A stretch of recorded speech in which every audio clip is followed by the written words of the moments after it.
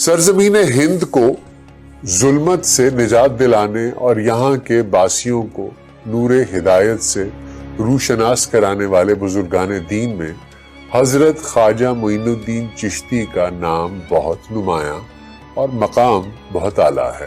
آپ کی ولادت سجستان یا سیستان کے نجیب الطرفین سید گھرانے میں 537 ہجری مطابق 1142 عیسوی میں ہوئی۔ آپ کا شجرہ نسب حضرت امام حسین بن علی المرتضیٰ علیہ السلام سے جا ملتا ہے۔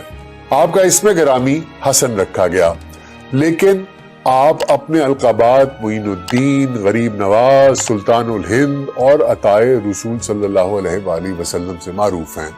آپ کے والد سید غیاث الدین مطبول تاجر تھے۔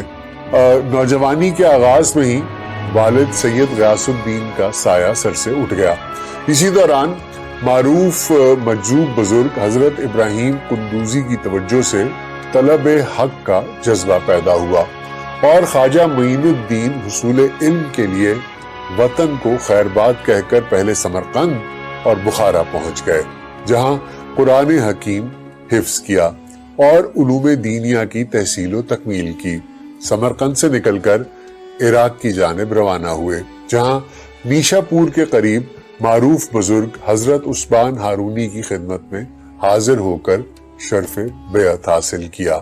20 برس تک سلوک و طریقت کی منازل طے کرتے رہے، جس کے بعد خواجہ ہارونی رحمت اللہ علیہ نے مکہ مکرمہ میں آپ کو خرقہ خلافت پیش کیا اور آپ کے حق میں اللہ اور رسول کریم صلی اللہ علیہ وآلہ وسلم کی بارگاہ میں دعا فرمائی، جس کے بعد آپ ہندوستان کی جانب روانہ ہوئے۔ اس سفر کے دوران آپ کی حضرت عبد القادر جیلانی رحمت اللہ علیہ سے بھی ملاقات کی روایات ملتی ہیں، بہرحال اس کی تصدیق نہیں ہوتی۔ کچھ عرصہ آپ ہرات میں شیخ عبداللہ انصاری کی خانقاہ پر قیام پذیر بھی رہے، پھر غزنی کے راستے لاہور تشریف لائے اور حضرت دادا گنج بخش کے مزار پر حاضری دی اور معتکف رہے، اور یہاں سے براستہ ملتان پہلے دہلی اور پھر اجمیر شریف تشریف لے گئے۔ آپ 573 ہجری کے بعد سلطان شہاب الدین غزنوی کے اجمیر پر حملے کے دوران وارد اجمیر ہوئے۔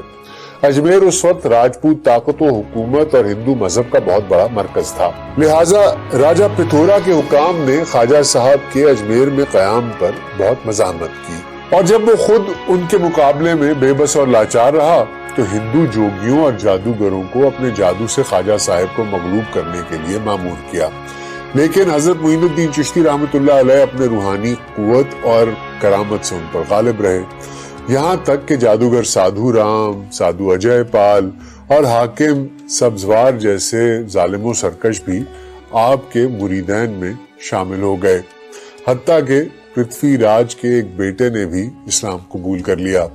چنانچہ آپ کی تعلیمات اور آپ کے فیضان کے اس اثر کو روکنے کے لیے راجہ نے حضرت کو اجمیر سے نکال دینے کی دھمکی دی، لیکن خواجہ صاحب نے اس دھمکی کے جواب میں صرف اتنا کہا کہ ہم نے اس کو باہر کر دیا ہے۔ یہ پیش گوئی بالکل صحیح ثابت ہوئی اور سلطان شہاب الدین غوری نے پتھورا کے خلاف 2 حملے کیے اور آخری حملے میں پتھورا گرفتار ہو کر مارا گیا۔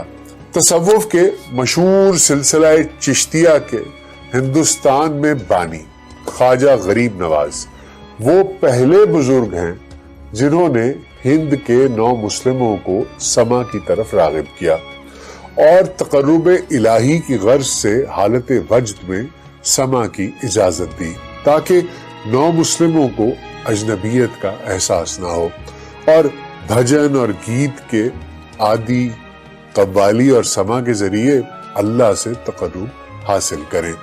خواجہ معین الدین چشتی رحمت اللہ علیہ بیک وقت معلم، واعظ، مبلغ، روحانی پیشوا اور صاحب کرامت بزرگ تھے، جنہوں نے اپنے مریدین اور خلفاء کی ایک ایسی جماعت تیار کی جس نے پاک و ہند کے کونے کونے میں دین کے فروغ اور خدمت کا فریضہ سر انجام دیا۔ دہلی میں آپ کے خلیفہ حضرت شیخ قطب الدین بختیار کاکی رحمت اللہ علیہ تھے۔ پاک پتن شریف میں حضرت بابا فرید الدین گنج شکر رحمت اللہ علیہ تھے۔ ناگور میں قاضی حمید الدین ناگوری اور ہانسی میں شیخ جمال الدین ہانسوی رحمت اللہ علیہ شامل ہیں، اور جن سے آگے خلفاء میں حضرت نظام الدین اولیاء رحمت اللہ علیہ اور حضرت علاء الدین صابر کلیری رحمت اللہ علیہ بھی، انہوں نے بھی دین کے فروغ میں اہم کردار ادا کیا اور سلسلہ چشتیہ کی معمولی اختلاف کے ساتھ الگ الگ شاخیں قائم کی۔ سلطان الہند خواجہ معین الدین چشتی رحمت اللہ علیہ کا فیض پورے ہندوستان اور دنیا بھر میں پھیلا۔ آپ کی تبلیغ اور کرامت کے بدولت لاکھوں لوگ مشرف با اسلام ہوئے۔ آپ کے علم و فضل اور تعلیمات کا فیض آج بھی جاری ہے۔ ابو الفضل آئین اکبری میں لکھتا ہے، آپ اجمیر شریف میں گوشہ نشین ہوئے اور ہدایت کے بے شمار چراغ روشن کیے۔ آپ کے نفس قدسیہ کی برکت سے لوگوں کی بڑی بڑی جماعتیں اسلام میں داخل ہوئیں۔ قدیم تذکروں سے معلوم ہوتا ہے کہ حضرت خواجہ اجمیری کی زندگی بڑی سادہ مگر نہایت دلکش تھی۔ ہندوستان کے سب سے بڑے سیاسی و سماجی اور روحانی انقلاب کا یہ بانی ایک چھوٹی سی جھونپڑی میں نہایت سادہ زندگی بسر کرتا تھا۔ آپ اکثر روزے سے رہتے تھے۔ حضرت خواجہ معین الدین چشتی نے کوئی مستقل تصنیف نہیں چھوڑی۔ خواجہ معین الدین چشتی کی اللہ، رسول صلی اللہ علیہ وآلہ وسلم اور قرآن پاک سے محبت کا اندازہ ان کے چند اشعار سے لگایا جا سکتا ہے۔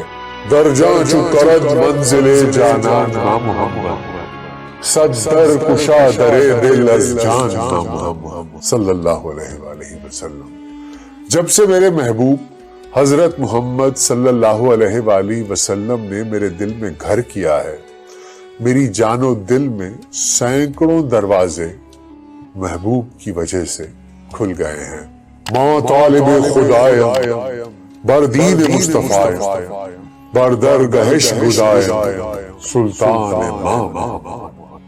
ہم طالب باری تعالی ہیں اور دین مصطفیٰ صلی اللہ علیہ وآلہ وسلم پر قائم ہیں، انہی کے در پر پڑے ہیں، اور نبی کریم صلی اللہ علیہ وآلہ وسلم ہمارے سلطان ہیں۔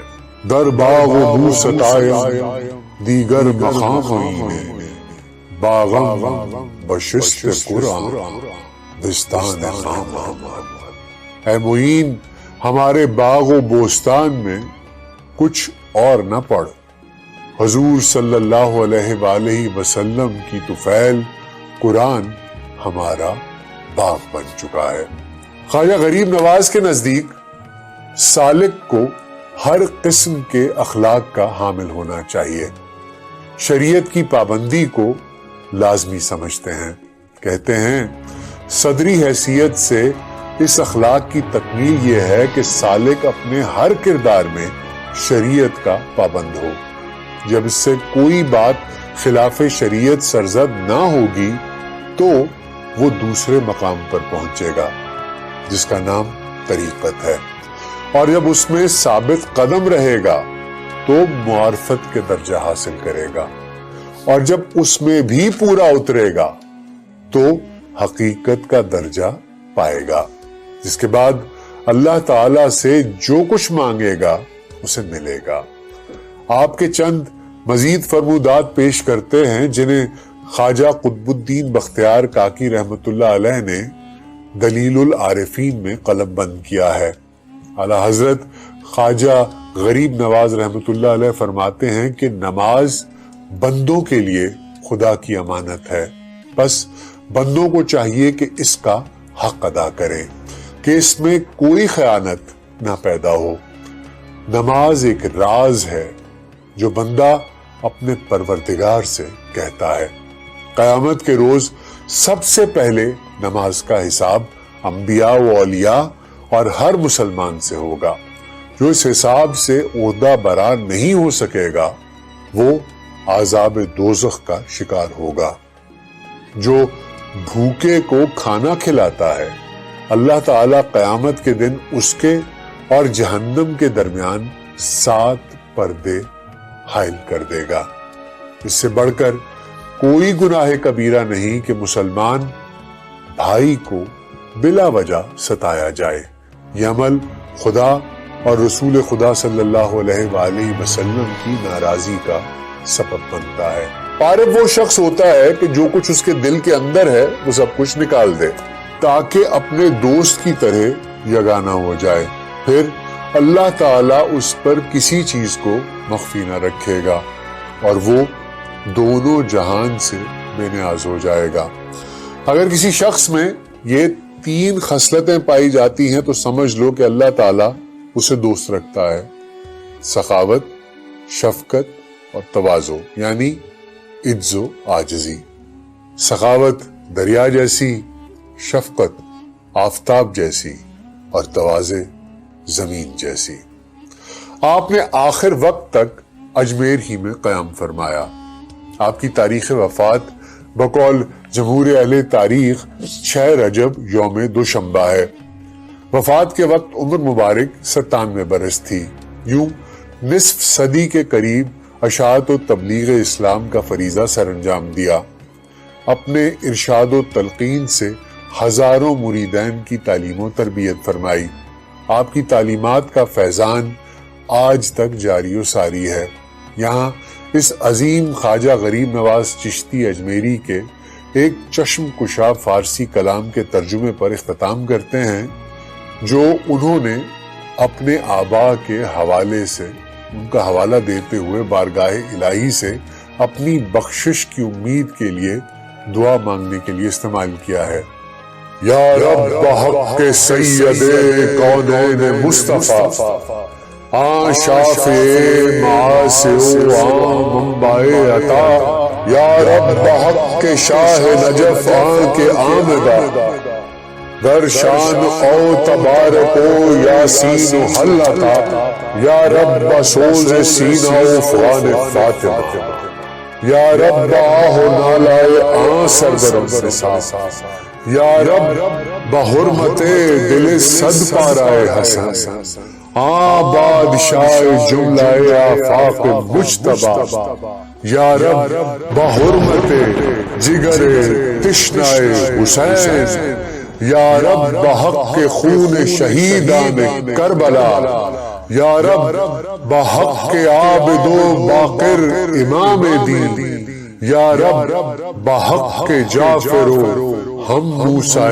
رضا، یا رب بحرمت تقی و عزت نقی، یا رب بحق عسکری آ شاہ پیشوا، یا رب بحق مہدی ہادی کے ذات او، مانند مصطفیٰ است مولا و مرتضی، یا رب بحق جملہ رسولان خیشتن، یا رب بحق جملہ ارواح اولیاء، یا رب بعشق پاک بمعشوق بے نیاز، یا رب بآہ و نالائے عشاق بے نوا، دارد ہوئی امید دران دمز لطف خود، بخشی وراب شاہ شہیدان کربلا۔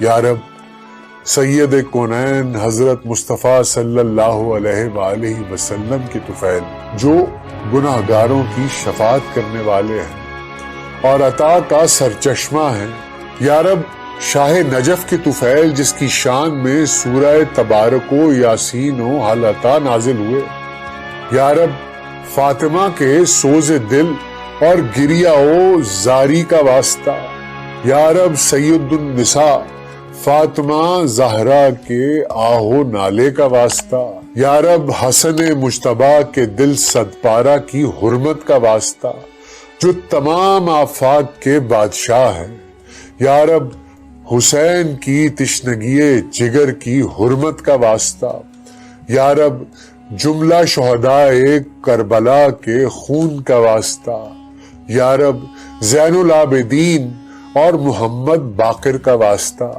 یا رب جعفر صادق، موسیٰ کاظم اور علی رضا کا واسطہ، یا رب محمد تقی کی حرمت اور علی نقی کی عزت کا واسطہ، اور اس سردار پیشواں حسن عسکری کا واسطہ، یا رب اس مہدی ہادی کا واسطہ جو مثل محمد مصطفیٰ صلی اللہ علیہ وآلہ وسلم سب کا مولا اور صاحب ارتضا ہے۔ یا رب تیرے تمام رسولوں کا واسطہ، یا رب تیرے جملہ اولیاء کی ارواح کا واسطہ، یا رب بے نیاز معشوق کی پاک محبت کا واسطہ، یا رب بے نوا عاشقوں کی آہوزاری کا واسطہ، یا رب معین تیرے لطف و کرم کا امیدوار ہے کہ تو اسے اس دم یعنی محشر میں شاہ شہیدان کربلا کے صدقے میں